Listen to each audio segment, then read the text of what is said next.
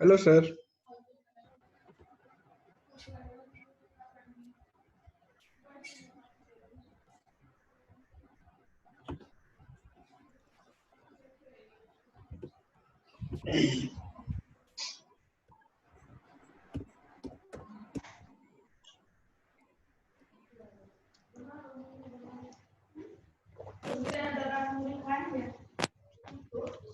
Good evening, all. Am I audible to you?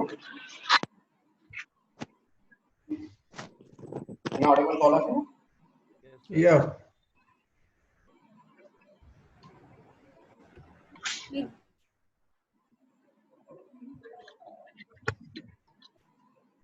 Hello, is it fine now? Are you getting my voice? Yes, sir. Yes. Yes. Good evening. How are you? Fine, sir.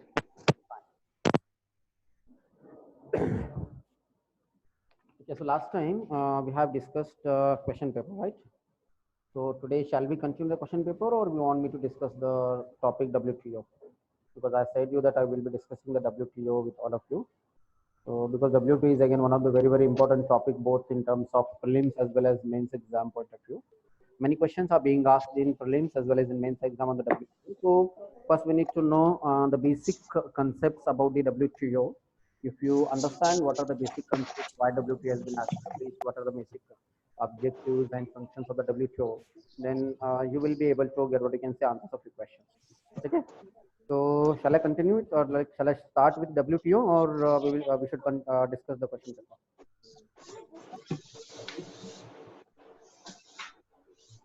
Yes, those who want to do WTO, just raise your hand. Yes, sir. Start with WTO. It will be beneficial. Okay, okay, fine. So I have already discussed with the management. I have informed them that I'm going to take 2 classes in a week. If required, then probably I can have like half an hour session with you daily if you want, because I am free, and since I'm also getting bored at home. So if you want, then we can have one half an hour session every day whenever is possible for you, especially related to the current economy. So we can have it like whatever terms I have, what you can say, listed.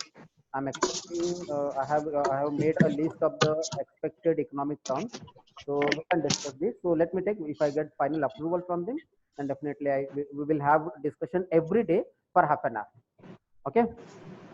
So shall we start? Has everybody joined, or still some people are going to join it?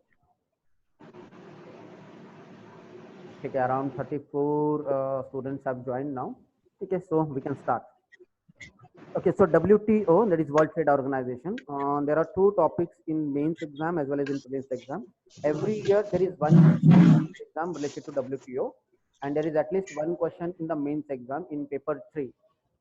There is one topic called what you can say, liberalization, effect of liberalization and globalization on the Indian economy. So in that topic, and also there is one more topic called intellectual property rights and the subsidies. There is one more topic in paper 3 called direct and indirect farm subsidies, market access.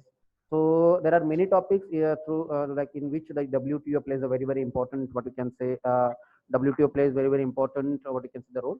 So first we'll try to understand what is WTO. Okay, can anybody tell me what is WTO? I guess all of you must have come across this word, or all of you know what is the full form of WTO. Can anybody tell me what is Trade WTO? Organization. World Trade Organization. World Trade Organization. Yes, World Trade Organization. So what is the purpose of this this organization? Like why WTO has been established? Anyone knows when WTO has been established? Like since when WTO has started working in the world level? 1998, Marrakesh. Okay, maybe the function of WTO started in 1998, but World Trade Organization was established in 1995, 1st January 5. yes, 1st January 1995 as a result of Marrakesh Agreement. So there was an agreement, there was one conference which was called in Marrakesh. There is one place, there is one city called Marrakesh in Morocco.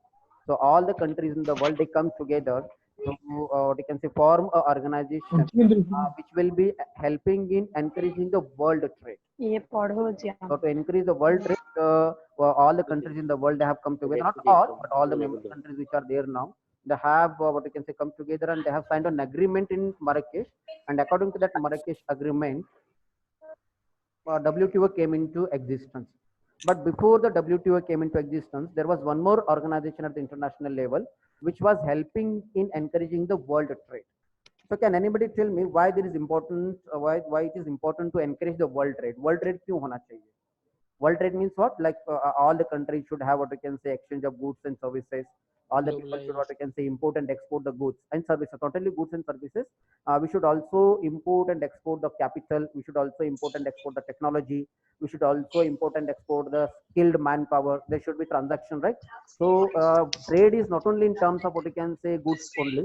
The trade is also in terms of what you can say exchange of technology, exchange of. Please, can you all mute yourself because there is a lot of noise in behind. If I have to do it, like if I have to mute everyone, then my link gets disturbed. Okay, fine. So please mute yourself. Once, like if I ask you question, once you answer your question to the question, then please mute yourself once again. Okay. Is my voice clear to all of you? Like, am I audible? My voice is clear, right? Or is there any disturbances? Yes, sir. Fine. Check. So WTO was established in 1995 to encourage the world trade. Like all the countries wanted to, what we can say, import and export the goods and services. So why world trade is important? Why there is that exchange of goods and services like from one country to another country is very important. How it will help to all the countries? Like if there is more trade, how it will help? Okay, can anybody tell me why trade is important? World trade is important. Yes, Sir, David. actually, Purpose is to maintain an equilibrium between the demand and supply of various countries, because few countries are having plenty of resources. So to maintain that equilibrium, that they send it to other countries so that they can they can also get the resources which they are lacking. So world trade here plays a pivotal role to maintain the equilibrium and also ensure that no other country is dominating the trade. Like if you consider an example like China or USA, today they want to dominate with few of the agriculture commodities, or you can say with the oil. So this trade organization ensures that no other country is being dominated and everyone is having an equal platform, and Okay, everyone I is understood. using the Yeah, opportunity. fine, Vanshi. So I want to know, like, what happens if any one country dominates the world, what you can see the resources? What happens? Like if you see the Or, perfect example of Saudi Arabia and Russia with the Mhm. oil case, Mhm. and when Saudi started to increase their oil output, the prices drastically fell down, like the crude Right, oil prices, and right. it created a chaos in the market. So Okay. that's the main reason of maintaining the But equilibrium between this. why a country like Saudi Arabia, or why a country like USA, or why a country like what you can say England, which is having plenty of resources, they should like export it to India? Like, what is their benefit? Like suppose if they are exporting their resources to other country, then what is the benefit They're of gaining that income. country? Like for example, now we are seeing that India is like in this corona epidemic, we have seen that our country has the capability of manufacturing the hydroxychloroquine. Like there is one drug called hydroxychloroquine. So India has the capacity of manufacturing it. Like, but why India should export it to the other countries? Why not we keep it to ourselves? Right? It's a good opportunity for India to what we can say keep that drug with us. So let's all the countries be weakened because we stand that US and China, they are the developed countries. So this is then good opportunity for India to become a developed nation. So why should we give it to them? Like Dubai or what you can say the Gulf countries should export the goods to other countries? Right? So as I said You are before, absolutely right. You are the absolutely right. order, That, yes, you are absolutely right. There should be equilibrium of the resources. That all the resources yeah. in the world should be equally distributed among all the countries. But what is the ultimate aim? Why we should like? Why all the countries should have a trade? It's because if any one country dominates or if any one country becomes developed, then what happens? It creates inequality in terms of power. And as we have seen, that world has already experienced two world what you can say wars due to what you can say due to the inequality, right? What we can see, all of you have read the world history, you can see the First World War took place because of the fight for the resources. Even the Second World War has also what you can say took place because of what you can say the fight for the resources. So in the Second World War, we say that even after the First World War, the leaders of the world politics at that time, they could not avoid the Second World War. And because we have already seen, like we have already studied the world history, we said that there were some mistakes made by the people, what you can say, the political leaders, world political leaders after the Second World War, because they did not realize the exact reason why the war took place. The one of the important reason why the World War took place was unequal, what you can say, the economic development of all the countries in the world. Like if few countries are developed and few countries are not developed, then what happens? The countries which have not developed, they feel, what you can say, insecure, and they will obviously, there will be, what you can say, whenever there is inequality, it leads to feud, and whenever there is feud, there is obviously, what you can say, there will be a war. So to maintain the peace at the international level, it is very important to, what you can say, have exchange of goods and services and technology to each other, right? Because what है कि किसी एक country का अगर development होता है या कुछ कंट्रियों का डेवलपमेंट होता है, only few countries get developed, and if other countries are not getting developed, then obviously it will create inequality in the world, right? So that is why there are many agencies in the world. There are many United Nations agencies. There are many, what you can say, the world agencies which are working for, what you can say, the equal development of all the countries in the world. So after the Second World War, immediately after the Second World War, there was an organization called United Nations was established, and through United Nations, all the countries in the world, they are trying to, what you can say, have a equal development of all the countries. So if you want to avoid the Third World War, then all countries should develop simultaneously. All the countries should develop, what you can say, equally. अगर कोई एक country का development होता है या कुछ कंट्रियों का ही development होता है और बाकी के कंट्रियों का डेवलपमेंट नहीं होगा, then obviously it will create a international world law and order situation, right? So many international organizations like, what you can say, on WHO, IMF, World Bank, then UNESCO, then what you can say, United Nations Security Council, many such organizations are working so that this unequal development can be avoided. Fine. So that is why, yes. So that is what you can say. There are many such international organizations have been established by, what you can say, United Nations. So the World Trade Organizations came into existence in 1995. But before that also, there was one organization which are taking care about, what you can say, the international trade, and that is called as GATT.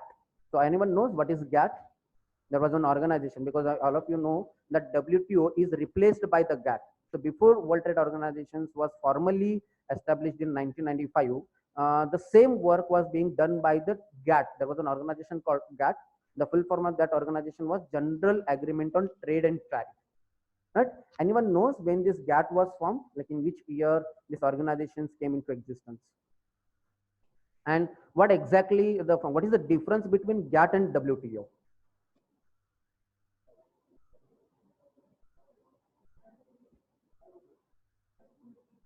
Hello. So the main responsibility of GATT was to create a dialogue between countries and avoid the trade tariffs which we usually have in Right. between country to Right. country. Right. So to remove those barriers, this agreement is made so Mm. that there is a mutual understanding between country and there is an equal development between the countries. Right. So this was the main reason behind that. Yes, right. So before the GATT was established, why all the countries, like there is something called colonialism. Colonialism means what? Some of the countries were trying to have a political control over other countries which are having the resources, and to get it, there was colonial race, and that colonial race led into the world war. So to avoid such colonial race, there was a need to, what you can say, that the goods, what you can say, should be easily, what you can say, flow from one country to another country. That was the need of the hour at that time. So there was something called, like before the GATT was established, there were some protectionist policies played by, what you can say, each country. Like every country wanted to protect their own resources. Every country wanted to, what you can say, protect the interest of their what you can say, domestic farmers or domestic industrialists. Because क्या होगा कि अगर किसी country, suppose trade होने में दो चीजें होती है. एक, ट्रेड क्यों करना चाहिए? सबसे पहले चीज तो ट्रेड का एक रीजन था कि not all countries have all type of resources, right? Not every country is having all types of resources. Some countries are lacking in some or other resources. So if the resources are exchanged with each other, then there will be optimum utilization of resources. For example, suppose the country like India or the country like Pakistan or some of the African countries, they were having the natural resources, but we did not have the technology, like how to utilize those natural resources. So if we get the technology from the countries like US or Germany or France, then we can utilize those technology, and in terms of that, there will be production, and that production can be exported again. Got it? So not all countries having all types of resources. Some countries was what you can say surplus of some resources, and some countries were in lack of some resources. So this exchange of goods could lead to what you can say that increase in the production, and that increase in the production will lead to what we can say the happiness of all the countries. And that is why all the countries after the Second World War, they come together and they wanted to what you can say have a general agreement on trade and tariff. So as Vamshi said, there were some barriers in the world trade. So barrier means what? कि all the countries used to create some barriers in the world trade. Barriers means what? कि कुछ इसमें barriers हुआ करते थे. For example, these barriers are categorized into tariff barriers and non-tariff barriers. So tariff barriers means what? All of you know what are tariff? Tariff means what? Anyone knows? What is the meaning of tariff? Have you ever come across this word? Come tariff. Tariff is something which you Tax on the import. tax on some particular import good. You can say, like if Import I or want to export import or gold into India and also export both. When Hmm. I want to import gold into India, I will be charged a particular tariff by the government, which is acts as an income for the government own, and it's also to ensure that it's an indirect maintaining of an import Right. and Okay. exports. So Just to like tariff, yes. uh, I got it. So tariff means what? Tariff means import and export. What you can say the taxes. So what tariff? You might have again heard this term called tariff, like incoming and outgoing call rate. Have you seen that in your like earlier when used to be what you can say prepaid customers? So there used to be some call rates called incoming call rates and outgoing call rates. So similarly, if any country import any goods or if any country export some goods, then government charges some taxes. Then that is called as tariff. So what used to happen? The country used to use this tariff or taxes to protect the interest of their own country. Right? For example, suppose now I'll give you why there was a need of what you can say imposing this tariff, or why there was a need of what you can say import taxes or export taxes. For example, suppose in a country like India, where the farming or agriculture is that you can say it is not the advanced level, the agriculture is not at the mechanized, like it is not highly mechanized. In India, the agriculture is still at the primitive level, or still India is doing a traditional type of agriculture. So obviously, the cost of agricultural production in India is very high. For example, suppose an Indian farmer want to what you can say produce 100 kilogram of wheat, then the total cost of that is around 2500 what you can say for per 100 kilogram, the total input cost. तो whatever the input cost is there, for example suppose अभी India को कोई farmer है, उसको अगर 1 quintal गेहूं अगर उसको उत्पाद करना है, तो the total cost will be around 2500, and if you want to sell it in the market, he has to sell it around like maybe 3000 rupees per quintal. But same if we can see that in America, the input cost for the farmer in agriculture in America is only around 1500. Right? Now, why the input cost in America for its farmer is 1500, and why it in India it is around 2500 per quintal? Like same quality wheat, if you see that it is 2500 in India and the input cost in America is 1500. So why there is a differences in the like input cost in America and India? So the main reason is the usage of the quality inputs. Like if you see in America, if one particular farmer, if he's in cultivating in 1 acre of land, he may be getting an output of 100 kg. But the same land, if an Indian farmer is using, he may be getting somewhere around 60 to 70. That's the main difference. If you see, if you consider also Japan and other Western and Eastern countries, and also China, where the per acreage of the main reason is one main reason comes into the picture is the genetically modified crops, which US and China allow. India does not allow because we only have hybrid seeds. And other is the main reason is the utilization of fertilizers. We comparatively use very less fertilizers in comparison to US and Japan and other countries, developed countries. Okay, fine. So So I think subsidy also matters because US gives their farmer a lot of subsidy by backhand. yes. So subsidy is important. Let's say we are not talking about the subsidies. With the government support, हम भी discuss नहीं कर रहे. We are taking like without subsidy. If we see like without giving subsidies, also that input cost is high. So I will discuss about the subsidies later on. But I mean in general that why the input cost for the American farmer is less than the Indian farmer. The two reasons are there.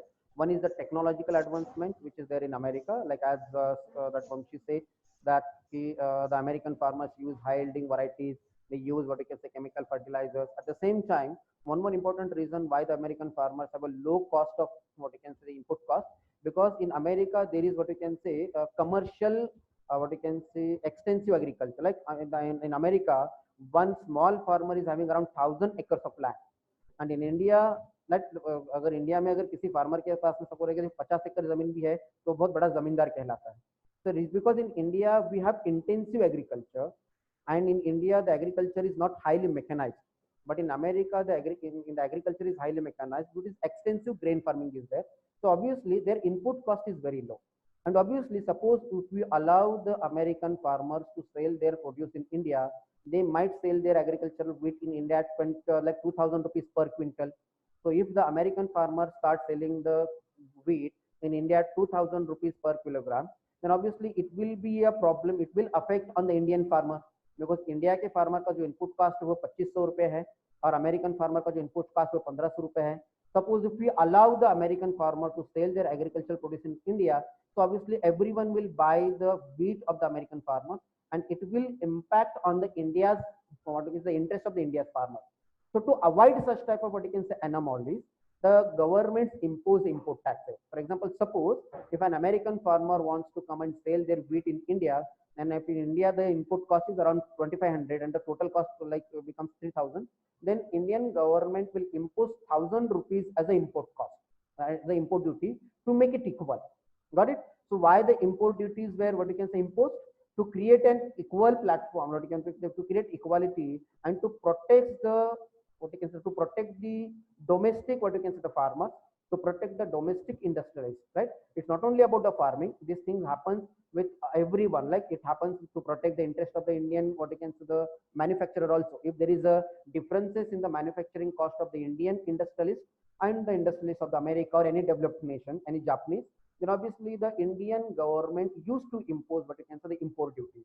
And export duties, the case for the export duty was also saying, suppose if there were more production and any Indian what you can say the farmer of Indian industrialists, if they were exporting the goods or agricultural produce or any services, they used to export it.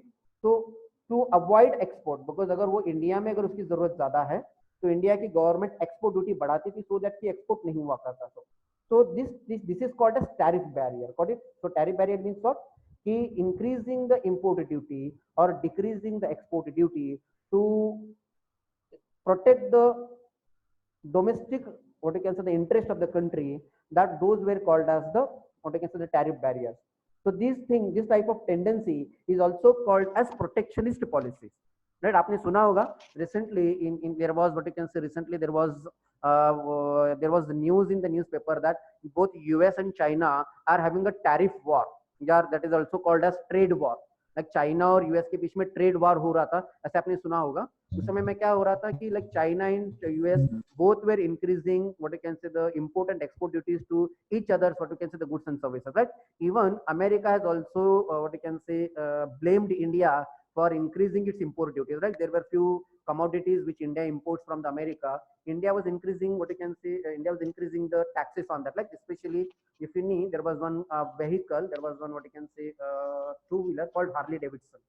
That Harley Davidson is manufactured in America, and there was huge amount of what you can say taxes imposed on the Harley Davidson vehicle. Like there was again, I guess there was around 1 lakh rupees tax, import tax was imposed on the Harley Davidson vehicle, because India wanted to protect the interest of the domestic manufacturers of the sports what you can say the vehicle. Like for example, in India we have vehicles like Royal Enfield, like you know there is one domestic manufacturer of the vehicles like Royal Enfield, and there are some other Zava, and there were some other vehicles which were Indian manufacturers. So अगर Harley Davidson India में आएगी तो obviously उनका demand कम हो जाएगा. So to demand the to what you can say to protect the Indian manufacturers, India was imposing such taxes. So इस तरीके के जो टैक्सेस हैं जिसको प्रोटेक्शनिस्ट पॉलिसी कहा जाता है या प्रोटेक्शनिस्ट टेंडेंसी कहा जाता है, ऐसे बहुत सारे taxes before GATT what we can say were imposed by all the countries. तो ऐसे अगर हर कंट्री प्रोटेक्ट करेगी तो ऑब्वियसली वर्ल्ड ट्रेड नहीं होगा, right it? So to avoid such type of tariff barriers, all the countries in the world come together and they have signed one agreement in I guess 1948 something. So the GATT came into existence immediately after the Second World War in 1948 something. So all the countries came together and they have an agreement that what should be the tariff by the countries on which goods and goods only, right? So general agreement on tariff and trade, what was this agreement? That all the countries, they have agreed on that what should be the amount of what you can say the tariff, that what should be the amount of import duties and what should be the amount of export duties, right? So that was agreed by all the countries by GATT agreement, right? But the GATT agreement, which was signed in 1948, that was only what we can say in terms of import and exports of goods only, and not about the services. So the agreement was made, all the countries come on the agreement, then every country is decline, what you can say, decrease their tariff barriers. All the countries in the world have reduced their tariffs, like import duties and export duties उन्होंने क्या किया, शुरू कर दिया. But as the globalization took place, and the new what you can say the new types of what you can say the services, new types of what you can say the import and export of the capital was required, new type of what you can say the import of the goods and services जब बढ़ गया, तो situation becomes very complicated. So the new complications मतलब क्या, complications कैसे बढ़ गए कि जब tariff agreement हो गया, तो some of the countries started what you can say giving some non-tariff barriers. मतलब countries have started imposing some non-tariff barrier. Non-tariff barriers means that examples of the non-tariff barriers are like for example subsidies. Like now how subsidies is an indirect what you can say the barrier. Can anybody tell me how? All of you know what are subsidies? Because 1948 में there was an agreement कि import duty और export duty कितना होना चाहिए, वो agreement हो गया था. लेकिन countries have started using what you can say another route to create barrier in the world trade. So those barriers are called as non-tariff barrier. So one such non-tariff barrier is called as subsidies. Anyone knows what is subsidies? And how subsidies what you can say act as a non-tariff barrier?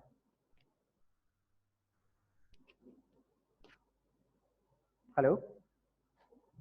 Sir subsidies से जो है जो local जो companies होती हैं government उनको benefit देती है, जैसे कि उससे जो कस्टमर है उनको जो है लोकल कंपनीज के प्रोडक्ट्स को खरीदने में ज्यादा जो है प्रोत्साहन मिलता है, ठीक है, जबकि दूसरी companies.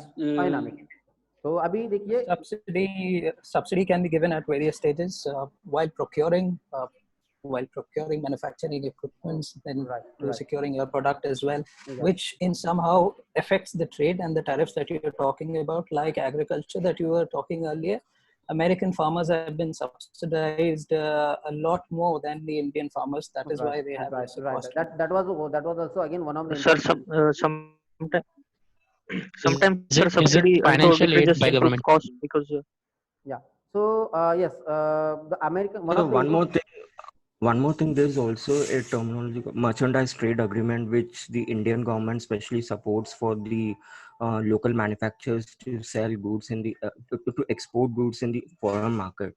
So even that plays a crucial part for the subsidies, as it indirectly supports the local exporters to send it in a more higher manner to the right. You are right. So subsidies, what you can say, acts as a non-tariff barrier. For example, suppose मैंने आपको बताया था कि the input cost of the American farmer is 1,500, while the input cost of the Indian farmer is 2,500. Now, what is the reason why the input cost of Indian farmers were high? Because Indian farmer used to buy what you can say the seeds at higher cost. Indian farmers used to what you can say pay the high electricity. Like input cost मतलब क्या होता है? The cost on the seeds, the cost on the what you can say fertilizer, the cost on electricity, the cost on labor cost, the cost on transport, the cost on what you can say on the storage facilities, right? So what, like supposed to create an equality, what the countries like India started, like they have not, because as per the GATT agreement, they were not supposed to increase the import duties, or they were not supposed to increase what you can say export duties.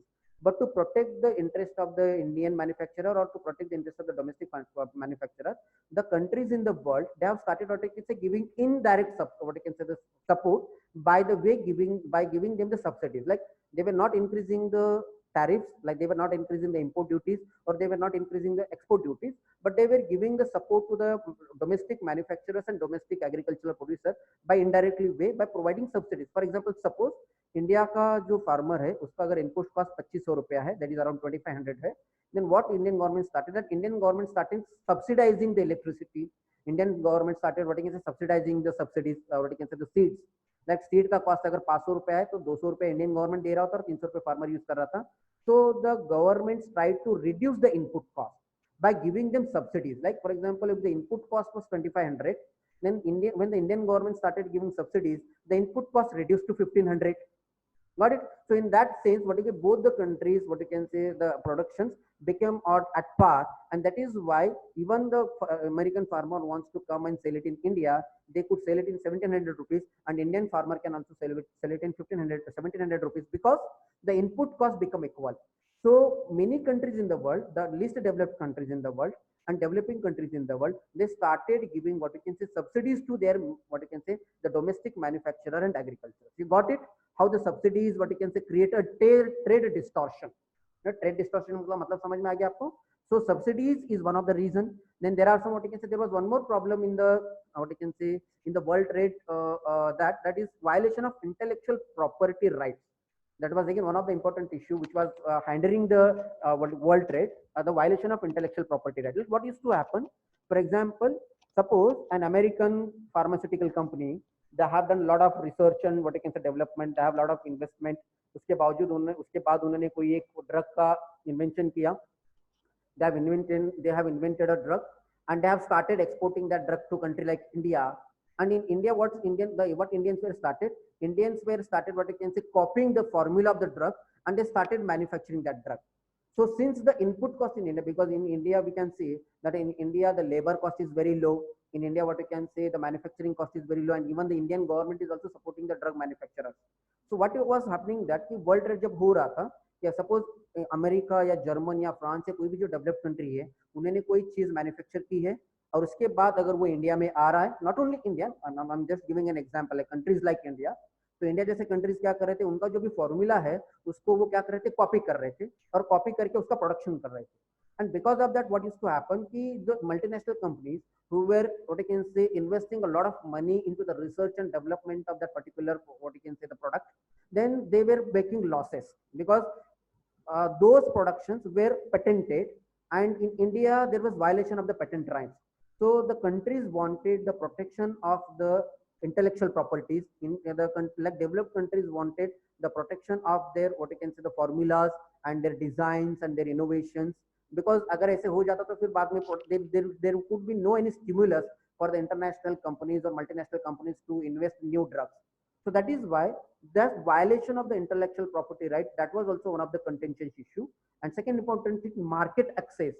Like many developing countries or less developed countries were not giving market access to the countries of the developed countries. So there were many issues, like after the General Agreement on Trade and Tariff was signed in 1948, till 1995, many such issues came into picture that these, what you can say, the issues were hindering the world trade, or these issues were, what you can say, stopping the countries to, what you can say, increase the world trade. So to again all the countries come together to address these issues, to find out solution on these issues. And in 1995, and the Marrakesh, what you can say, in the Marrakesh, all the countries have, what you can say, signed an agreement that we will try to find out the solution for these contentious issues in the world trade. तो world trade में जो भी contentious issues हैं उन issues को discuss करने के लिए, आपस में डिस्कस करके उसका सॉल्यूशन निकालने के लिए 1995 में एक new organization has been established in 1995, and that organization is called as world trade organization. Got it? So World Trade Organization deals with many, what you can say, agreements, because the difference between the GATT and WTO is that WTO dealt only with the import and exports of goods. There was agreement only in the import and exports of the goods only and not services. And there was agreement only in terms of, what you can say, the tariff, like agreement in terms of like all the countries will not increase the tariff, like import duties and export duties. But WTO is a comprehensive, what you can say, the agreement. It is a comprehensive treaty that in WTO there were agreement in all the aspects of the trade. Like all the aspects of the trade means what? There was agreement in the tariff as well. There was agreement in the import and exports of the goods. There was agreement in the import and exports of the services. There was agreement in the intellectual property rights, like all the countries will not violate these intellectual property rights. There were agreements on, what you can say, not having the non-tariff barrier also. Like there were agreements on the subsidies.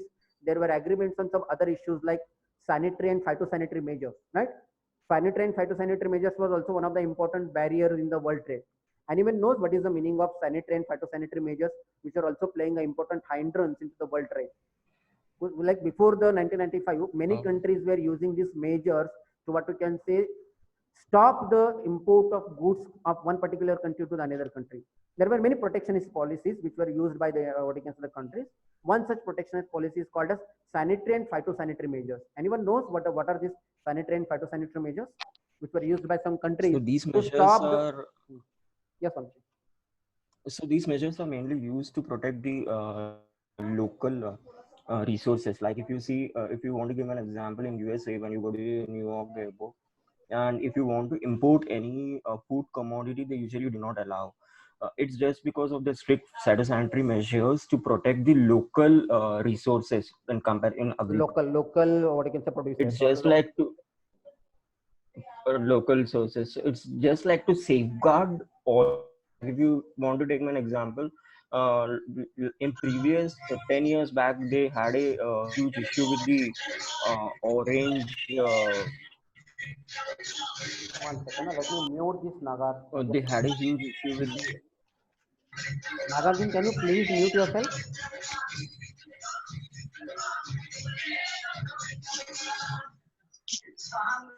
Yes, Anshul, continue.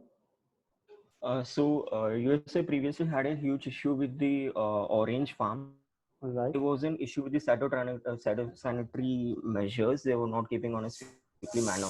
Right. But when a person was importing to the country, he had only one orange had an insect inside it. When it entered USA, and it infected almost $1.2 billion worth orange farms. Right. So after that, they have started with the strict phytosanitary measures to protect the local resources. Even New Zealand is a very good example.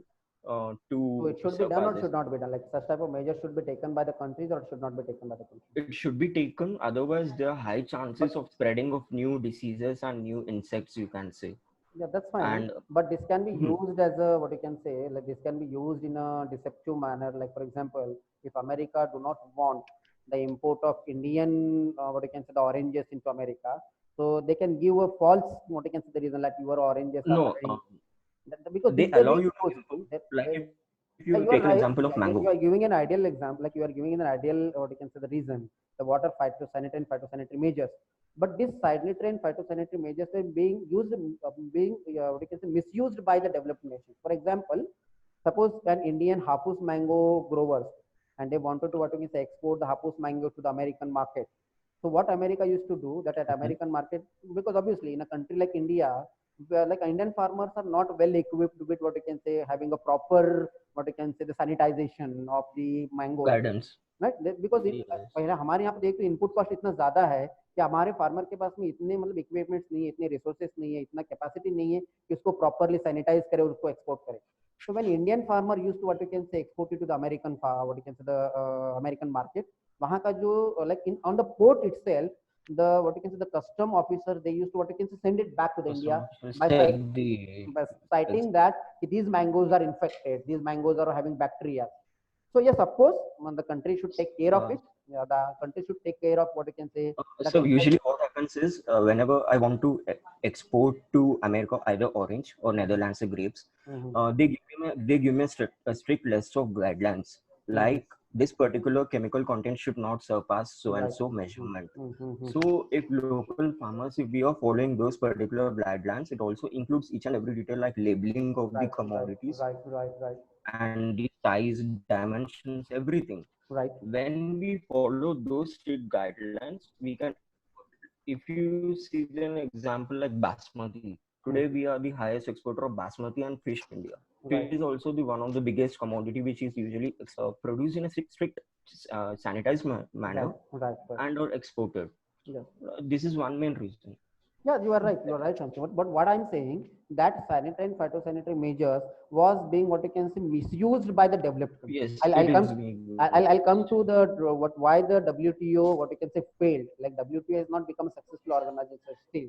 So one of the reasons because whatever the agreements were made in the WTO that the sanitary and phytosanitary measures were being what you can say misused. But anyways, you are right. So there were agreements on the sanitary and phytosanitary measurements. there were agreements in the intellectual property rights, there were agreements on the subsidies, and there were agreements on the market access also. So since 1995, so why the WTO was formed? WTO was formed to what you can say have agreements in all these what you can say the contentious issues in the world trade. So after every 2 years, all the countries in the world they come together and they have a conference, and that conference is called as ministerial conference. So since 1995, what you can say all the countries in the world they are coming together, and they are coming together and they are discussing and having a dialogue and having what you can say the deliberation, having what you can say discussions to what you can say to give a solution to all these problems, right? Because developed countries have a different what you can say developed countries have a different what you can say expectations, developing countries have a different expectations, and developed countries have a different expectation in terms of what you can say the world trade, right? So all these contentious issues are being discussed in the ministerial conferences after every 2 years. Like since 1995, after every 2 years ministerial conferences were held, and in these ministerial conferences there were agreements on some of the contentious issues, and some of the contentious issues are still not agreed upon. So in WTO, as I'm telling the WTO, how the WTO differs from the GATT, because GATT was agreement only in terms of import and exports of the goods, but in WTO there were agreements in the imports on import and exports of the services as well along with goods. And in WTO there were agreements in the what you can say in the intellectual property rights, that the country, suppose if the US imports or exports any machine or any what you can say the material to India, then it is a responsibility of the Indian government to protect the intellectual property of that particular goods and service, right? So there were agreements in the intellectual properties also. There were agreements in the import and exports of capital, right? Capital ka bhi import and export hota hai. So that agreement was also there in the WTO. So that is also there. There were agreements in the sanitary and phytosanitary measures, and there were agreements on subsidies as well कि कौन से goods and services पे subsidy दिया जा सकता है और कौन से goods and services पे सब्सिडीज नहीं दिया जा सकता, इस पे भी agreements हो गए. So there were many agreements, like these are called as that the agreements in the goods is called as GATT. Along with GATT there was GATS, General Agreement in Trade and Services. So GATT is also there. Along with GATT there is then GATS, that is General Agreement in Trade in Services. Then there was a TRIPS, TRIPS. That TRIPS is called as Trade Related Intellectual Property Agreements. So TRIPS was also signed in the WTO conference.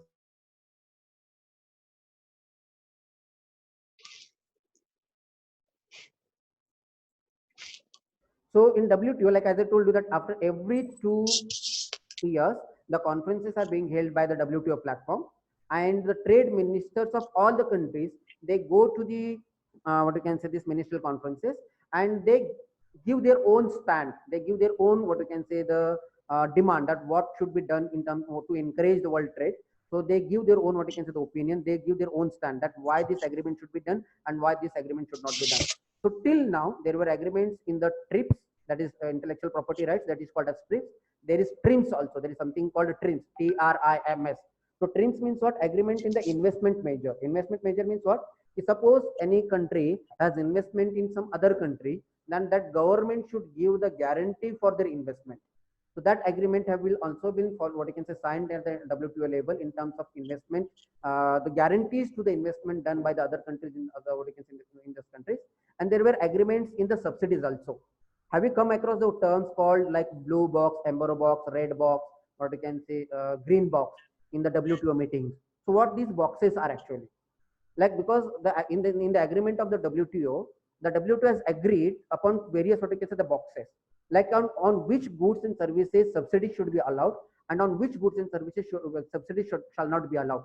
That is agreed that. So in that agreement there is a green box. Green box means what? If the commodities and services which are listed in the green box, the subsidies are allowed. Look, one more thing, if you can understand, if you can like if you want to know, you can say that India is considered as a villain of WTO. Anyone knows why India is considered as a villain of WTO? The WTO के meetings में India को एक negative नजर से देखा जाता है, because India leads the developing nations in the WTO deliberations, because the interest of the because in WTO meetings the countries in the world, they have been divided into three what you can say the categories, like a group of developed nation, a group of developing nations and a group of least developed countries. And the interest of the developed nations are different. Developed nations wanted market access to the developing and least developed nations, like because developed nations, they have already, like they have capacities, they have technology, they have what you can say the resources, they want to produce their goods and services, and they want to sell it in the countries like India or the least developed countries. They want to have a market access. But the interest of the countries like India, they want to protect their own domestic what you can say the manufacturers, and they want to protect their domestic what you can say the needs. For example, you know why India is called as the villain in the WTO? Because India is the country which give high amount of food subsidy. Do you know that? Like अभी अगर आप देखोगे pandemic situation में तो एक अलग चीज है. Like India gives wheat and rice at 2 rupees per kilogram and 3 rupees per kilogram under the Food Security Act. Do you know that? Last time we have discussed it. That there is one Food Security Act, and that Food Security Act, India gives 2 rupees per kilogram and 3 rupees per kilogram rice and wheat to below poverty line people, right? Antyodaya लोगों को वो दिया जाता है. So अब suppose if government is giving the food grains at 2 rupees per kilogram and 3 rupees per kilogram, then obviously the American farmer cannot sell their wheat in India. So it is not a trade distortion practice. So the developed nation objects such type of practice by the India at the WTO meeting. What developed nation says?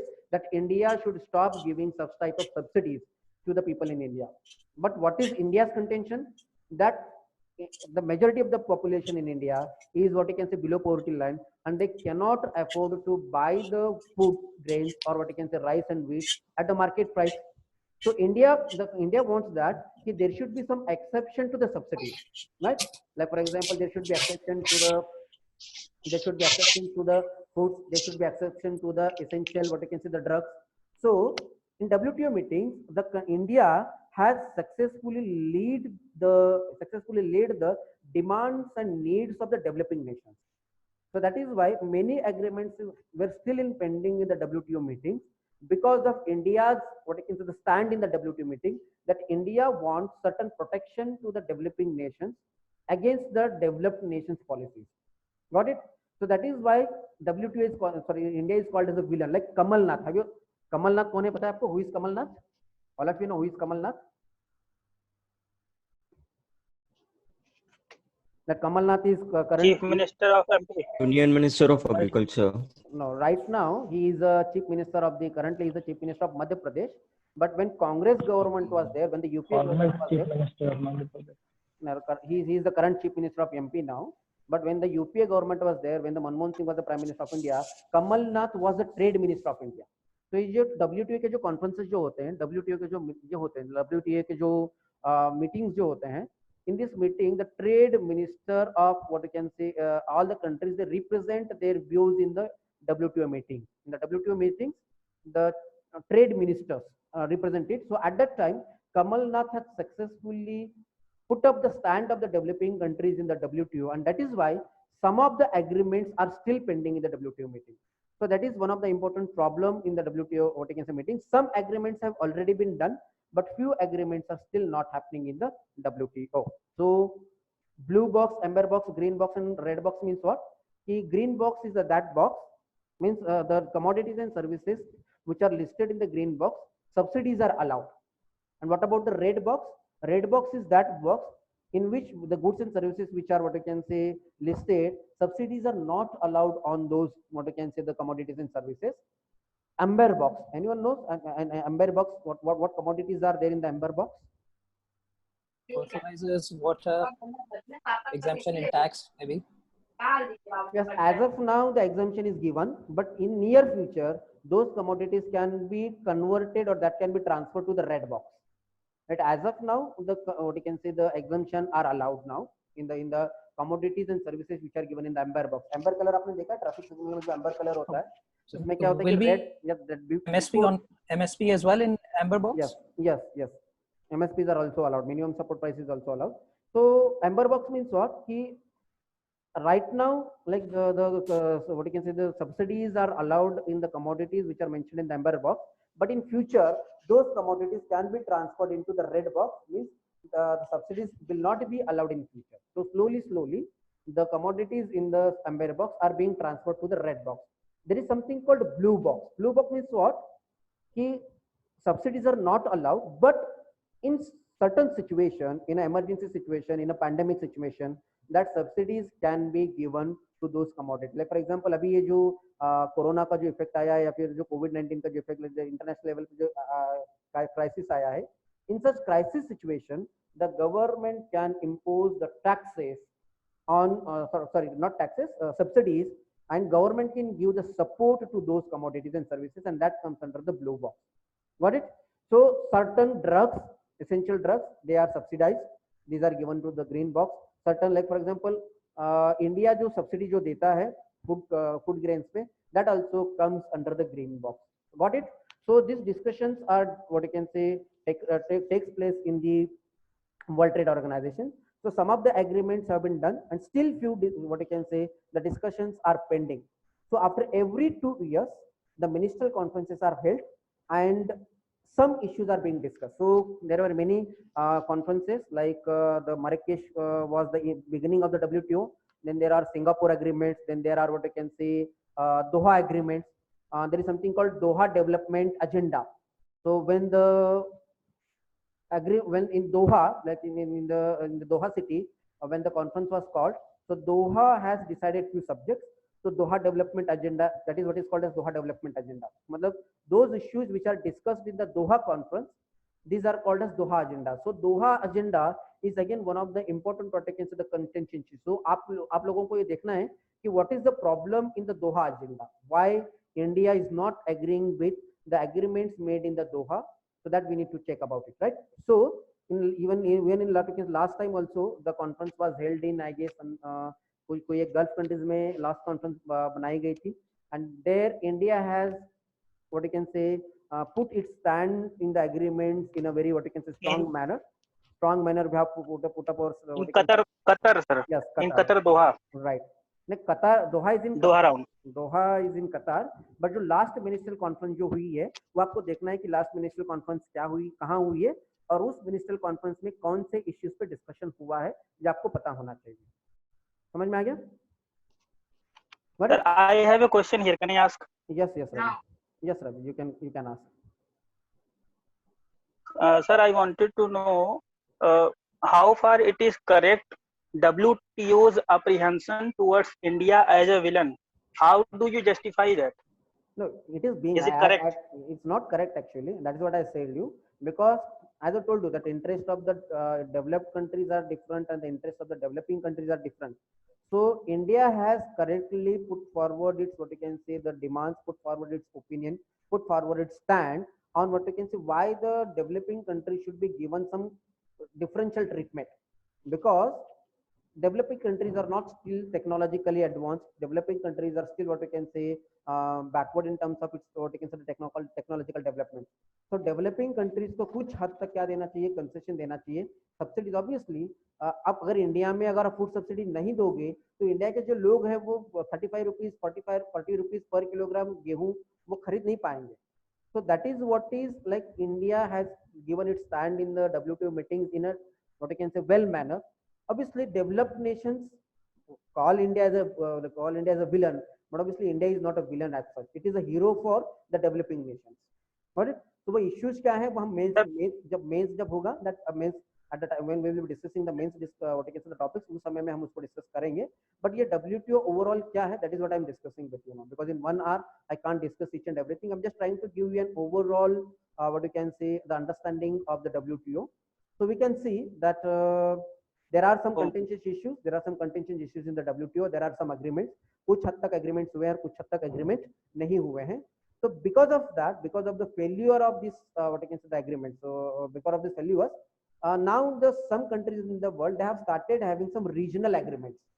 That because it has become very difficult to what you can say have agreement in the WTO in some what you can say the some issues. So जिस हद तक WTO successful होना चाहिए था उस तक हुआ नहीं है. So that is why some countries in the world they have started having some regional agreements. For example, recently you might have heard about the RCEP, that is Regional Comprehensive Economic Partnership. There are some agreements like SAFTA, South Asian Free Trade Agreement. There are again agreement within the ASEAN.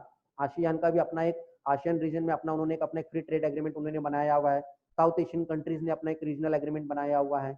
That RCEP मतलब क्या कि I guess pan what you can say Pacific Ocean के आसपास जितने भी countries हैं उन countries में अपना एक पार्टनरशिप बनाने की कोशिश चल रही है. European Union also has their own what we can say the free trade agreement zone.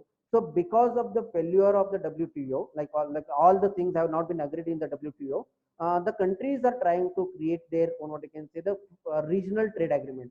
तो आपको ये भी देखना है कि वो रीजनल ट्रेड एग्रीमेंट कौन से हैं और उन रीजनल ट्रेड एग्रीमेंट क्यों किए जा रहे हैं ये भी आपको पढ़ना है. Because in prelims exam there were questions are being asked on the regional trade agreements also. So what is the context of studying these regional trade agreements? Because of the failure in the WTO on the agreements between the developed and developing and least developed countries, the countries are trying to what we can say have some regional agreements. So which are those regional agreements? One is SAFTA, another is what we can say ASEAN का भी अपना एक free trade agreement है. RCEP is one such free trade agreement. BIMSTEC is also one such free trade agreement. European Union also has its own what you can say the free trade agreements. All the countries like even South American countries are also trying to create their own regional trade agreements because international level पे तो होना मुश्किल है ये सारे level पे agreements, but regional level पे agreements हो सकते हैं क्या. रीजनल लेवल पे they are trying to what we can say create consensus among the regional development, and that is why they are trying to create what we can say the regional trade agreements. Fine.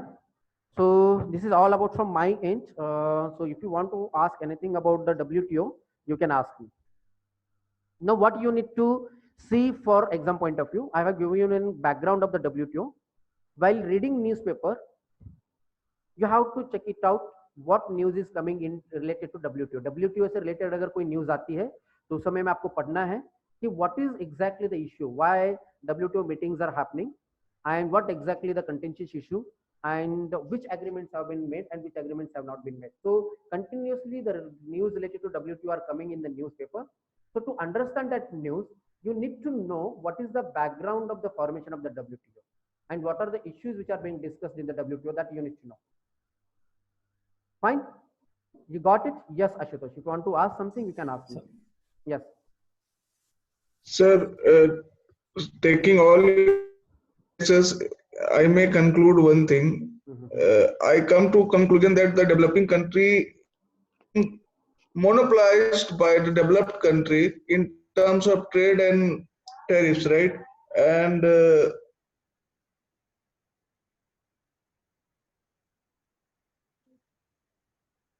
sorry, Ashutosh. Continue.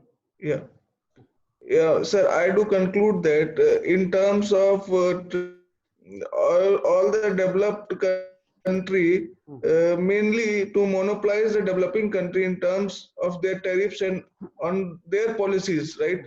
They just want to hamper the domestic production of the developing country to enter their market, right?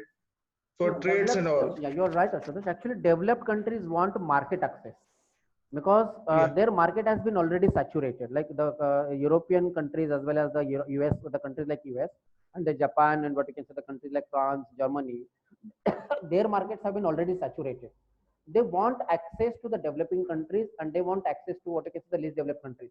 But while they are expecting a market access, they want the level playing field in the world, because obviously America जो beat production जो करता है, उनकी जो demand है, उनकी जो whatever the requirement they have, उससे ज्यादा उनका बीट प्रोडक्शन है, and they want to sell their wheat in Indian market.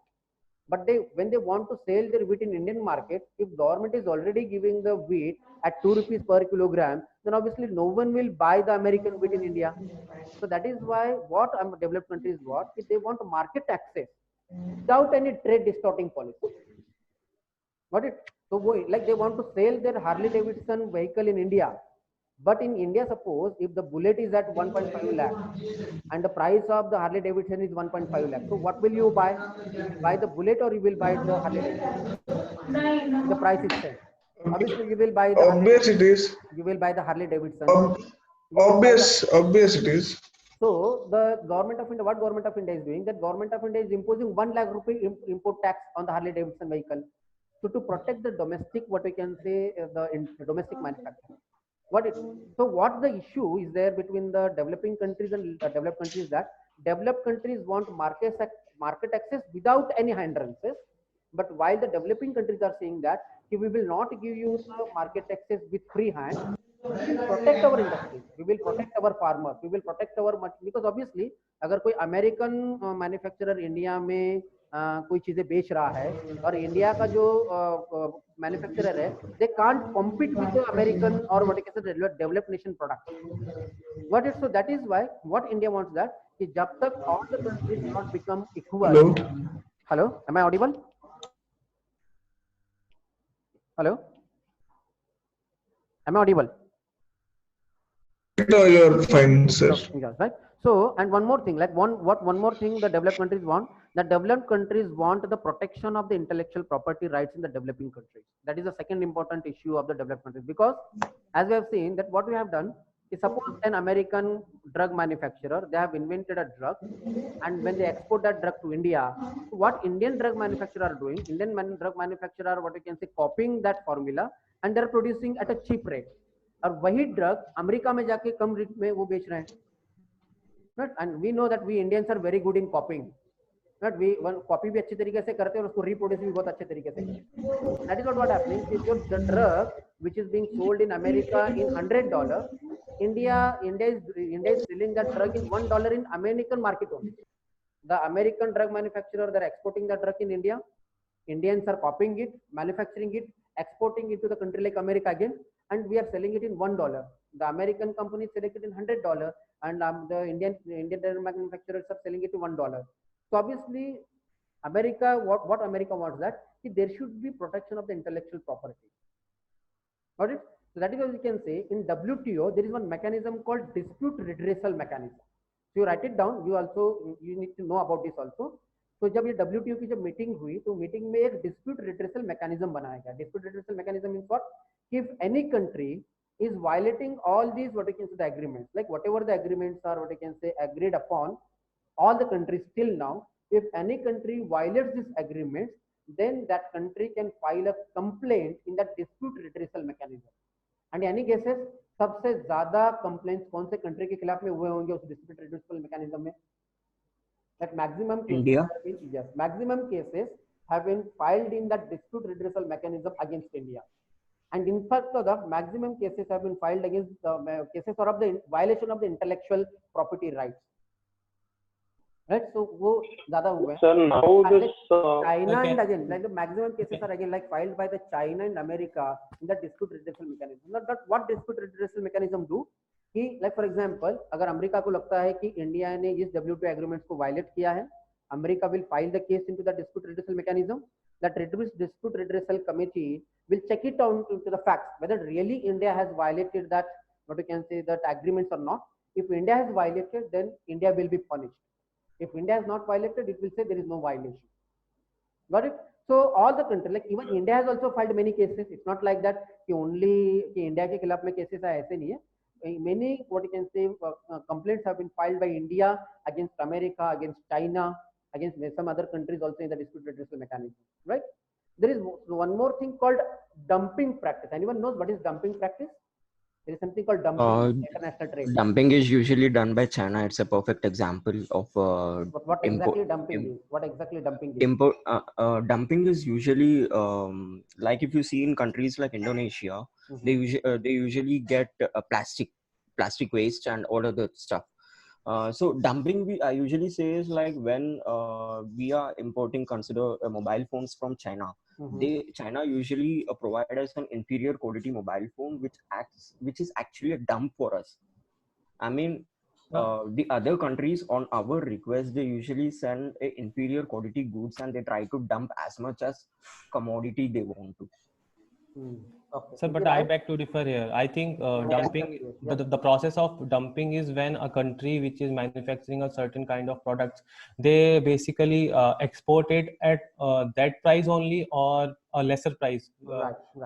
Yeah. So that is dumping. Right. You are right. This was the result of the trade war between US China. When US stopped being a market for China, India became a dumping ground for them. Right. Yes, Vamshi. Sir, the dumping example is China is dumping the steel industry's example that they are dumping their steel in through Nepal border. That is what I'm asking. What is the meaning of dumping actually? Vamshi said, actually you got confused in dumping. Vamshi, actually dumping means what? He exporting a commodity or exporting a material or machine at lower cost to the other country. Like for example, if suppose America में कोई mobile manufacture किया गया है, the value of the mobile in China, for example, the value of that mobile in China is $5,000, but exporting the same mobile in India in $4,000 by the lower prices than the domestic market prices. That is called as dumping. And how an exporter can, what you can say, sell the mobile phone at the $4,000 in India? Because the government, the Chinese government, gives some export support. That suppose if someone is selling the like for example India में अगर कोई mobile है, for example India में अगर कोई mobile है, उसकी price अगर 5,000 रुपया है और अगर वो इंडिया में 4,000 रुपये में अगर बेचा जा रहा है, तो obviously the people will buy the 4,000 rupees, what you can say, the mobile, right?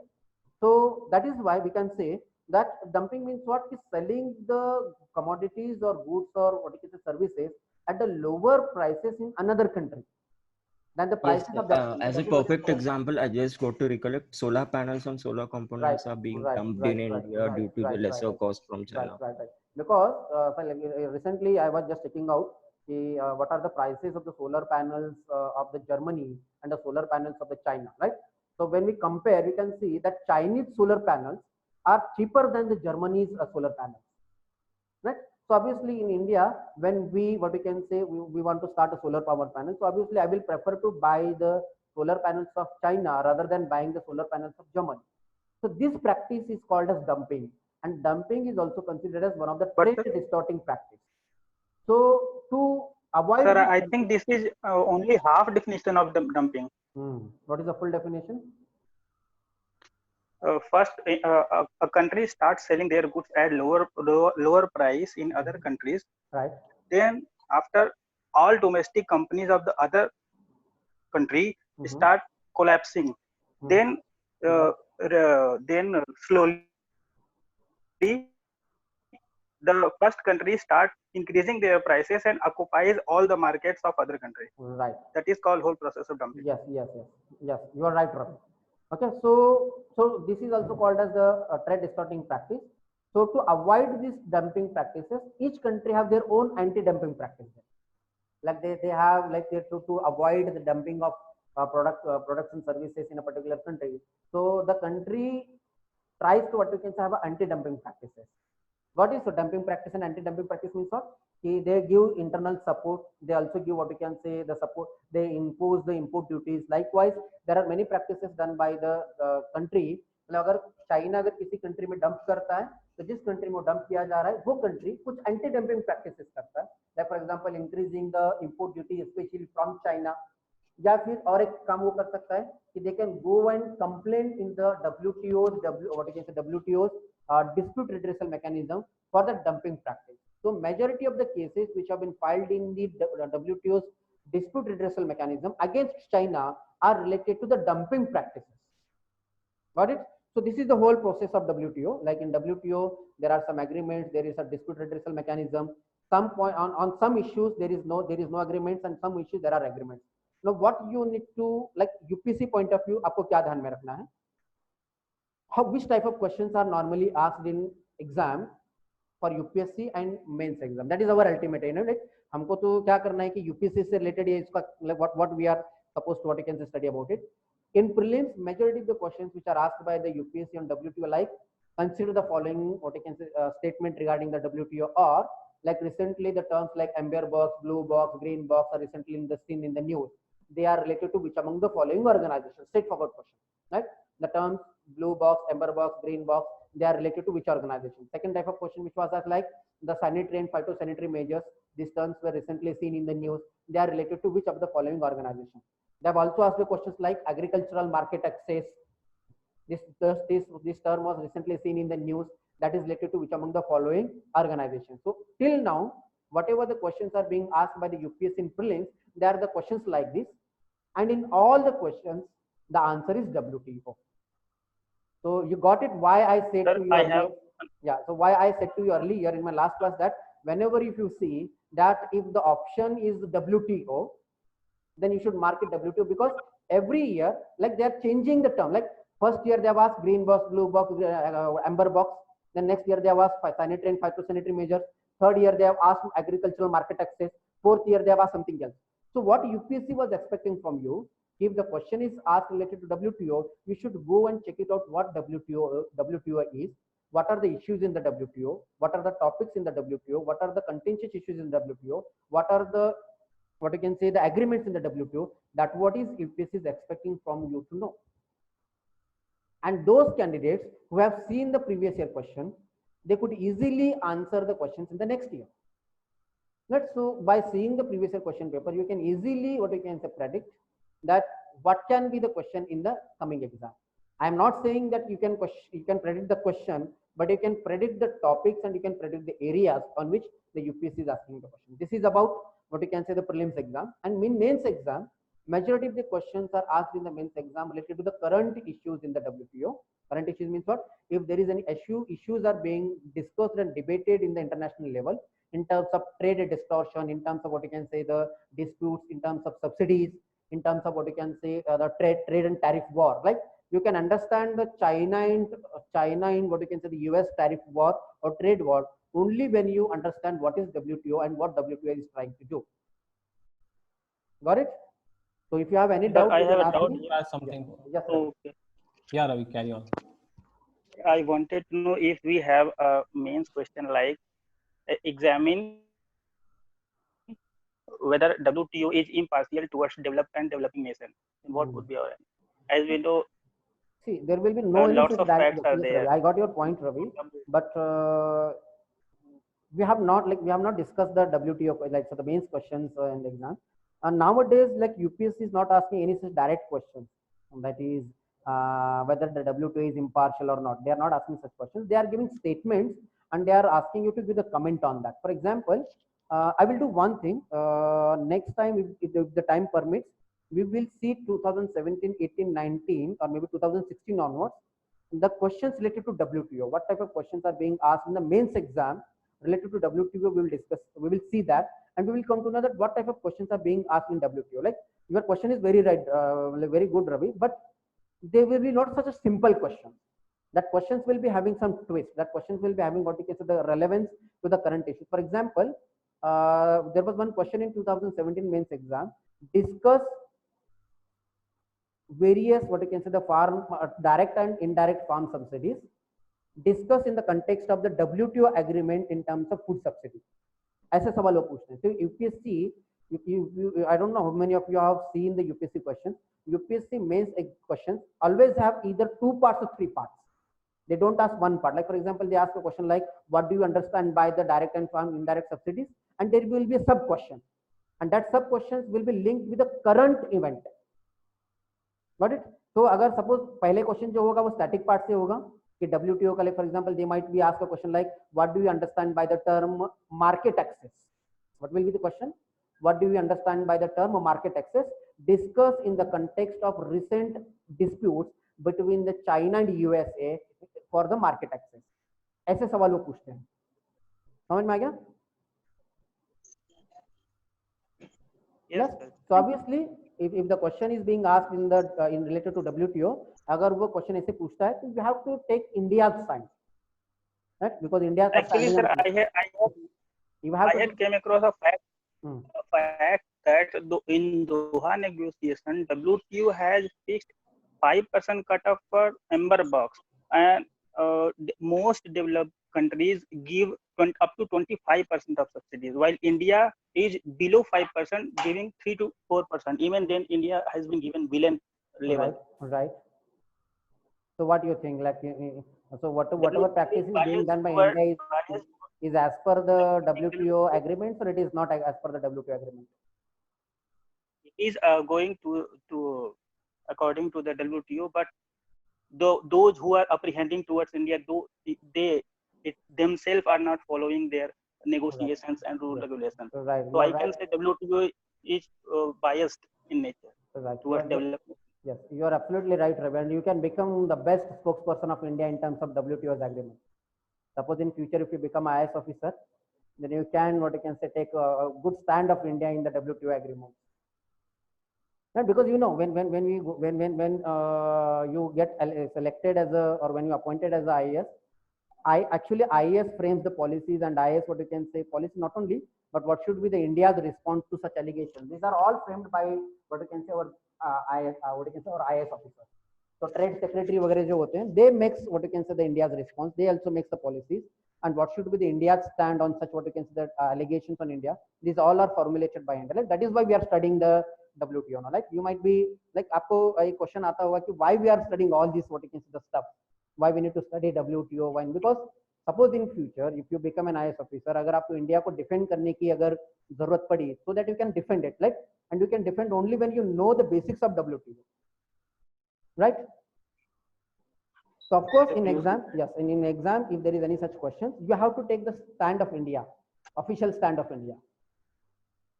Yes, sir. May I ask one question, sir? Yes, Aminesh, right? Animesh? Yes, Animesh. Yes, Animesh. Yes.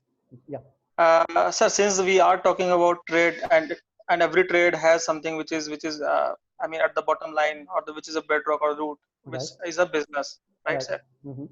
And I don't know how it is related with WTO or what other organizations, but suppose see there is one thing we are trading. I mean we are either importing or exporting from different nationals. Other thing is other nationals. Let's say in India, a lot of automotive companies are here, which are like competing and have a competition with other players in India. Let's suppose Maruti and Hyundai or Honda. Right. Or let's say there are other like KTM in terms of a bike example. If you because already you have taken an example from a bike. Yes. Like KTM is a direct competitor for Bajaj. Right. So and they so have you mean to say that India is being vertical overprotective, investment. right? You mean to say that? I'm just asking if some organizations, some nationals, they are coming up with some brands and they are doing some form of vertical investments or horizontal investments. Right. They are providing employment and everything in India. So how does it comes under WTO or there is some other organizations which take the regulation and no, it comes under the WTO. It comes under the WTO because WTO also has an agreement on the investment measures that is called TRIPS. So if any country is investing in India, then the government of India should give them the guarantee of their investment, that their investment will not be what you can say jeopardized in India. The government should give that guarantee. If India does not do that, then obviously that country can file complaint against India in the dispute redressal mechanism. So the government of India has agreed to give them guarantees and security for their investment in India. Anyways, I recollected it. So you have already talked about this, but it was not with an example. So thank you so much. Fine. One more thing, there was one question asked in, I guess, 2014 or 2000 mains exam. I don't remember in which year that question was asked in mains exam. There was one question asked that how competitive Indian companies have become to fight with the multinational companies. That was the question. So what do you think? Like, because one of the important fear that why we were not opening our economy, because the Indian policymakers or Indian economists or Indian policymakers had a fear that if we allow multinational companies in India, then obviously they will dominate the Indian market, and all the what you can say domestic industries and domestic manufacturer, domestic companies will what you can say completely wiped out, and we will have to depend on the multinational companies. So the question was asked: has Indian companies become competitive enough to fight with the multinational companies? That was question asked in 2000, what you can say 14 or 15 exam. I don't remember, but the question was asked. What do you think? Indian companies have become competitive to fight with the multinational companies? Have they? Sir, have they like? Have they become competitive with the multinational companies? Yes, Animesh. So if you are asking in that way, I have a reverse opinion here. Whether it's a chicken and an egg story. Samsung in India, it operated as a hardcore Japanese firm. Right? Sorry, a Korean firm. So with Japanese coming into an Indian market, a lot of other small players in mobile and electronics market has really evolved, like Micromax, Lava, and other. So those see definitely Samsung being a global giant. I mean, lot of patent they are doing in every part of the market. Indian market is dominated by the Samsung, right? Yes. But smaller regions where the group B or group C markets, like smaller geographical areas in terms of state or other districts, where there is a not large access and they are not purchasing power from the users. So smaller segments like Lava, MI or other set of. I mean, if you're talking about Indian context, definitely Lava or Micromax at some point of time they were dominating at that time. Not just that it's a technology has something which these companies were not able to evolve, so that could be a different reason. But yes. Recently, like between 2000, like up to 2014 or before 2014, some of the Indian manufacturers were become competitive enough to fight with the companies like Samsung. Even Micromax, Lava, other countries have like captured the market. Like they were giving tough competition to the Nokia and as well as to the Samsung. Not only that, you can see the companies like Tata, the company like in India, which is the largest operator in telecom sector. Which company gives the maximum service in India? Which company has the maximum subscriber? It is Airtel. All right. So Airtel is giving. So, in continuation with the dominance which you were mentioning, I would like to take an example of Monsanto India. Like Right. Monsanto is an MNC company which has Right. a tie-up with the Bayer Science. Right. It's a Right. multi-billion-dollar company. Right. So it's playing in India, and today Monsanto, what does it do is it's a producer of many seeds and pesticides. Mhm. So what happens is you had a combination of IPCC, like intellectual property rights. Right. When Monsanto develops one particular seed called BT cotton, Right. today cotton is number one in India for Right. the info, and Right. it has $1 billion market. Right. So when Monsanto launched in India, it had an infringement right for 9 years. Mhm. For 9 years, they were playing complete monopoly in the cotton seed market.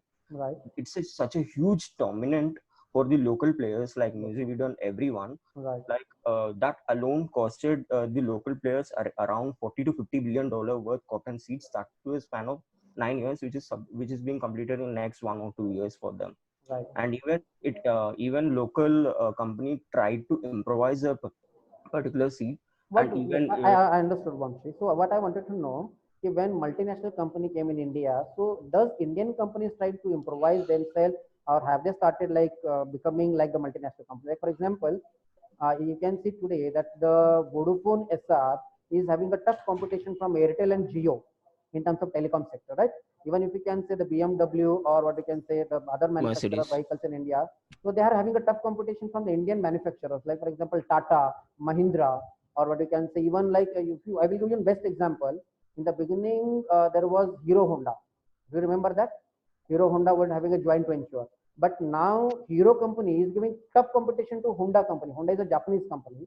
If you see in today's two-wheeler market, so what you can say, the Hero has the largest share in the market. So the Indian company is giving tough competition to the Honda. Right? Slowly, Indians are becoming competitive enough. They are trying to, what you can say, become competitive to the multinational companies. And that is why the Manmohan Singh had a strategic disinvestment. I'd like to add something. Yeah, one more thing. Like that is why that in the beginning, India, the Manmohan Singh, when was the Prime Minister of India, he did not, what you can say, liberalize each and every sector. He had a strategic, what you can say, the FDI policy, strategic sector-wise, and again, what you can say, he did not allow 100% FDI in each and every sector. He studied that in which sector we can become competitive, in which sector we cannot become competitive, and slowly we opened our economy. So by looking into both, like one of the important reasons why we wanted to open our economy, one thing that we wanted to learn technological, managerial, what you can say, the aspects from the other countries, so that even in future, if the multinational companies dominate in India, the Indian companies can become competitive enough to fight with those multinational companies. Right? So we have learned a lot in last 25-30 years. In many Indian companies have become not only they have become competitive enough. In fact, we can see the company like Tata has bought the biggest world automobile manufacturer like Jaguar and Land Rover is bought by Tata. Right?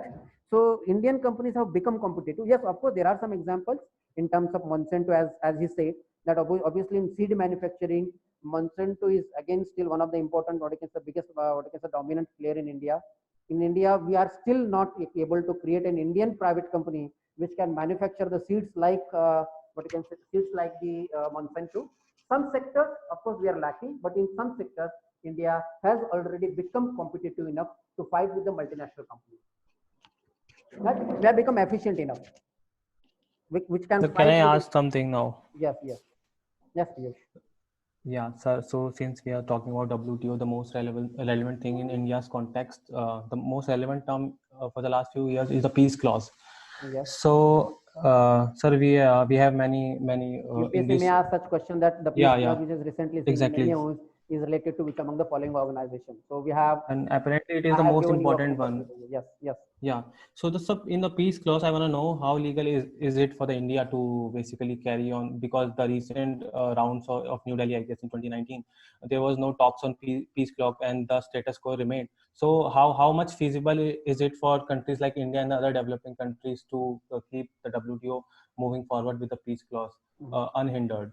Right, that is what I'm saying. Is see, you can go to the WTO dispute resolution mechanism only in that cases where agreements have been, what I can say, made by all the countries.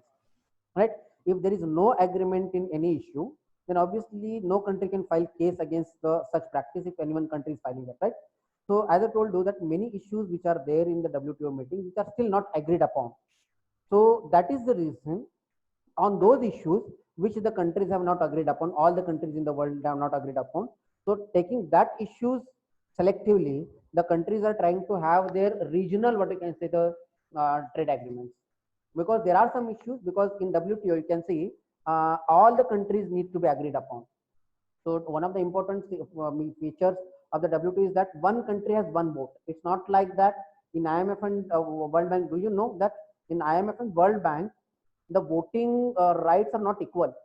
Right? The voting rights are as per the investment in the IMF and in the World Bank. Right? So some of the countries have a high voting rights, and the countries like India is having the low voting rights. So whatever the decisions are taken in the IMF and World Bank, they are not democratic. But in WTO, all the countries have, one country has a one vote. So that is why developing countries are in majority in the WTO. Like the number of the developing countries, there is some, I guess the group of developing countries are called as G76 or G72 something. Have you heard like the G76 countries? G76 means what? Group of 76 developing countries, and India is leading that group of 76 countries. And do you know what are G8 countries? Which countries are called as G8 countries? No, there are a group of countries like G8, G20, G36, G36. Actually, these groupings have, what you can say, formed in the WTO meetings only. So G8 countries means what? Group of 8 developed countries. G20 means what? The group of 8 developed countries plus 12 emerging countries. So such type of groupings have happened in the WTO. So obviously, some like peace clause, right? This is again one of the peace clause is one of the contentious issues in the WTO meeting, which is still not agreed upon. So ऐसे जो issues हैं, ऐसे ही issue पे regional level पे agreement किया जा रहा है और regional level पे regional trade agreements बनाए जा रहे हैं. Sir, in continuation with your regional trade agreement, what impact will India not being a part of FTA agreement, that is a free trade agreement between the countries, and will WTO emphasis in future to India to be a part of that? And one more question which we missed. I got your point, Vamshi. See, this RCEP and regional trade agreements, they are not the part of the WTO. See, they are the different deliberation. Like WTO agreement नहीं हो रहा है, इसकी वजह से alternative mode they are trying to find it out. So these regional trade agreements are alternatives to the WTO. It's not like that these regional trade agreements are what you can say happening in the aegis of WTO. It's not like that. Regional trade agreements are happening independently, and WTO meetings are happening independently. So there is no link between WTO and regional trade agreements. Yes, of course, in some of the regional trade agreements, India has, but you can, like for example, recently you can see that India has not agreed to join the RCEP due to some issues. Like there are some issues why India do not want to be a part of that RCEP. That we will discuss sometime again, like what is RCEP, why India do not want to part of what you can say RCEP, what is the contention issues between the RCEP and India, that we will discuss sometimes again. But do not get confused that these regional trade agreements are not the part of the WTO. WTO is different because WTO is a global trade agreement, while the regional trade agreements are happening at the regional level, at the local level. And one more question, sir, like what role does WTO has for the Venezuelan crisis, especially for the petroleum industry, and how it is going to impact the Indian markets, Indian petroleum markets especially? No, so if any oil exporting country, and if it is that a part of the WTO, if that country is a member of the WTO, and if they are having any trade distorting practice, then India can complain against it. So if the prices are deliberately increased by these oil exporting countries, then obviously India can complain against it. And one more step India can take is that if any country is having such trade distorting practice, then India can also retaliate it. But sir, how exactly can they do in WTO? Because OPEC is responsible for all these things, na? As far as petroleum products is No, concerned, that is OPEC has everything to do with this. So OPEC is not a formal organization. OPEC is an informal organization of the oil producing and exporting countries. That is an informal organization. It is not having any like treaty or agreement. WTO is an agreement, and this has been signed by the sovereign government of the countries. So, but sir, that doesn't mean that any step taken by the OPEC can be challenged by any of the country in the WTO, because OPEC, I think it is the... OPEC decides the price of the petroleum products. It do not decide the export duties and import duties. Export duties and import duties are decided by the government, and OPEC decides the price. Market price जो है ना, उसके हिसाब से वो decide करता है. But so OPEC is not OPEC do not decide like how much export duty should be imposed or how much import duty should be imposed. That is decided by the individual country. So OPEC is a group of oil producing and exporting countries which decides what should be the price of the what you can say the crude oil in the international market. So it does not impact on the import and export duties. See, WTO only deals with the tariff barriers and non-tariff barriers. It does not decide the prices of the commodities and what you can say the services. Obviously, the prices of the commodities and services shall be decided by the producer, but government should not have any barriers. Here the WTO deals only related to the barriers created by the government, by the sovereign government, and not by the manufacturers. Okay. Sir, may I ask something related to the group of countries that are like G8 or G23? Yes. Sir, so what is the latest? So which is the latest like recent news that some particular group of countries has been involved so that we should so apparently you mean to say there are many such groups like G8 ho gaya, G23 with a certain objective. Like G33 all these countries have come together with a certain objective. Sir, so in recent news कौन से ऐसा set है जो ज़्यादा people are talking about in recent news? Yes. Yeah, one is called as G4 countries, and again in terms of RCEP, there are some countries called P5 something. I forgot what is it, P5 or something.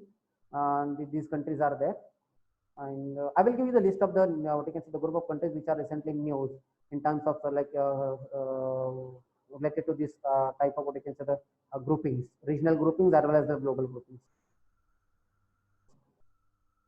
Permanent 5 countries. All of you know what is P5?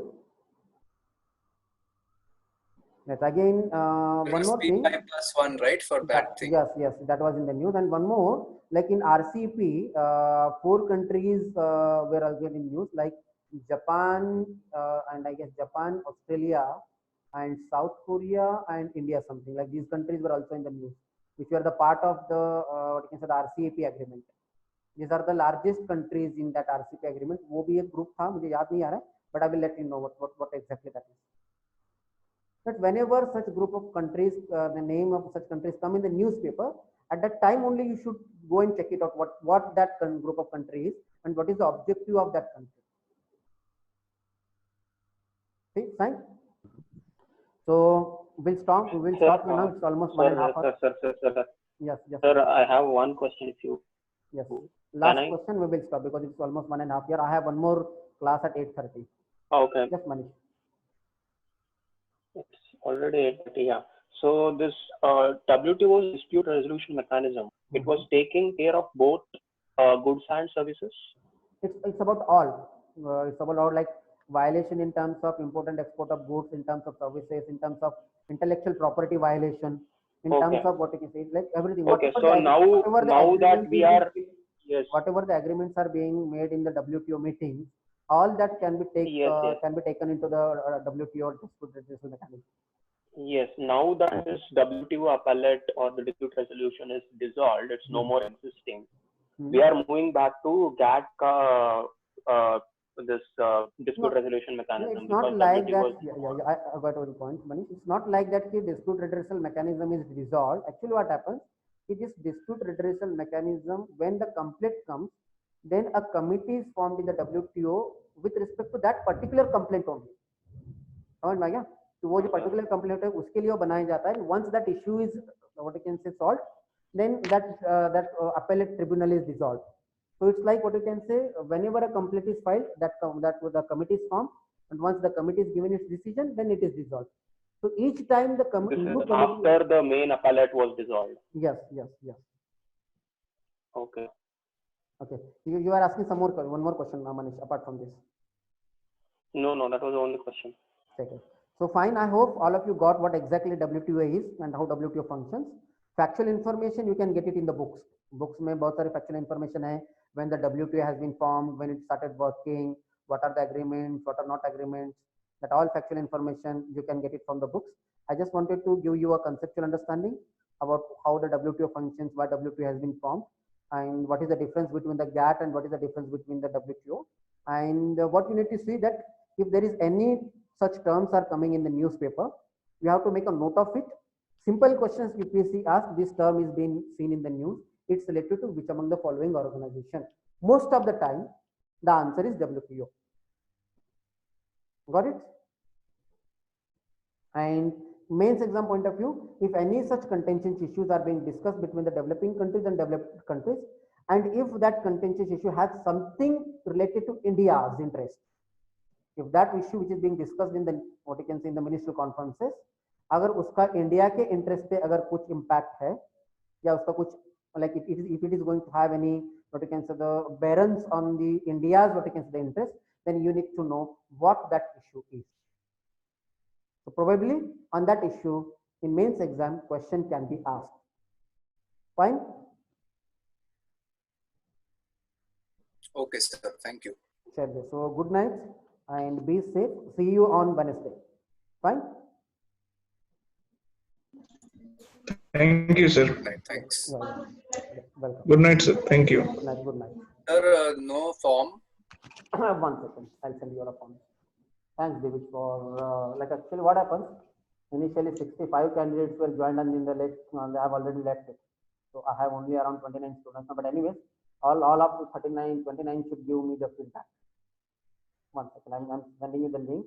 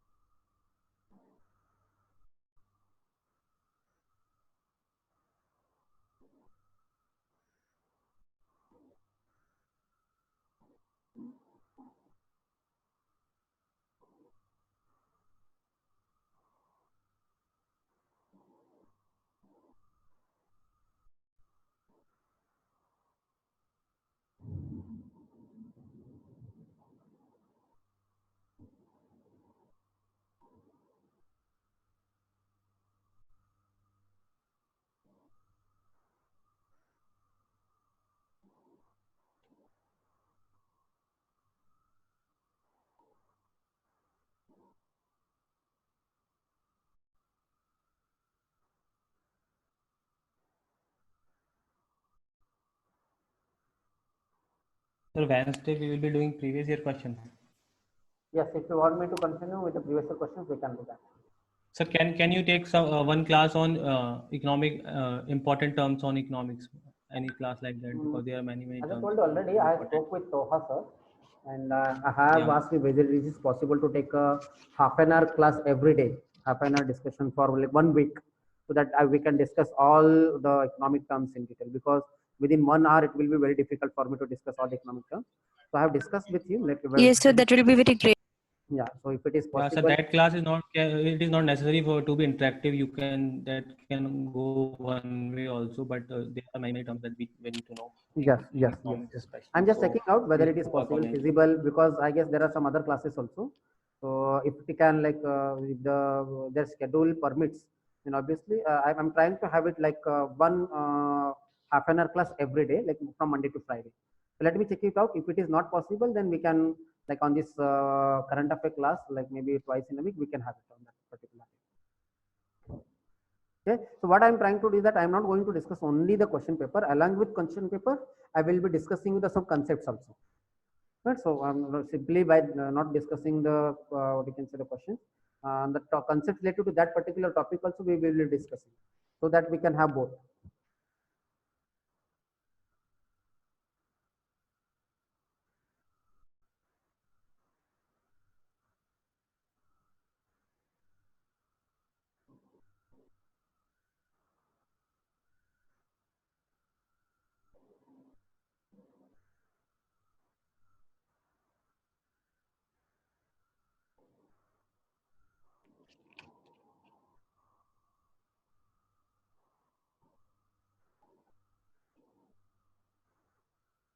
Okay, I have sent you the link. Just check it out whether it's working or not. Then we'll stop here.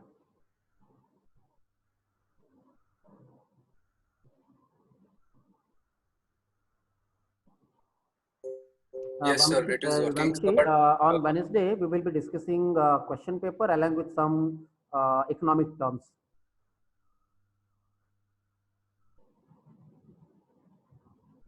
Is it your first class, Vanchi, like of me? So will we discuss economics question paper only, or we'll start with history? No, we are discussing economics as of now. Along with economics, we will be discussing science and tech. Once we are done with this economics and science and tech, we will go to the history as well. So I'll take all, like if you want, I'll take the discussions of all the subjects question paper, because I guess the exam will be postponed because of this origin epidemic. So we have ample of time. So we can discuss, because कैसे हो जाता है कि पढ़ाई होने के बाद में it becomes very like boring to read same topics again and again and again, right? Because see, this is problem for those students, like postponing the exam will be very what you can say Yes, sir. sad news to those students who have already prepared, because to reading same subject again and again and again it becomes boring. So to just keep the tempo what I can say continued, we will have a discussion, so it will help you in understanding the subject and demand of the UPSC exam in a good way. So I'll be trying to discuss as much as UPSC questions of all the subjects till the exam is held. So since the exam will be postponed, we will be discussing all the subjects. But as of now, I am discussing economics and science and tech. Once this is over, we will go to the other subjects as well. Fine? Okay, sir. Yes, yeah. Okay, no problem. So we will discuss question paper along with some economics and science and tech terms in the next class. Fine? Okay, sir. Thank you. Good night. Yeah, good night.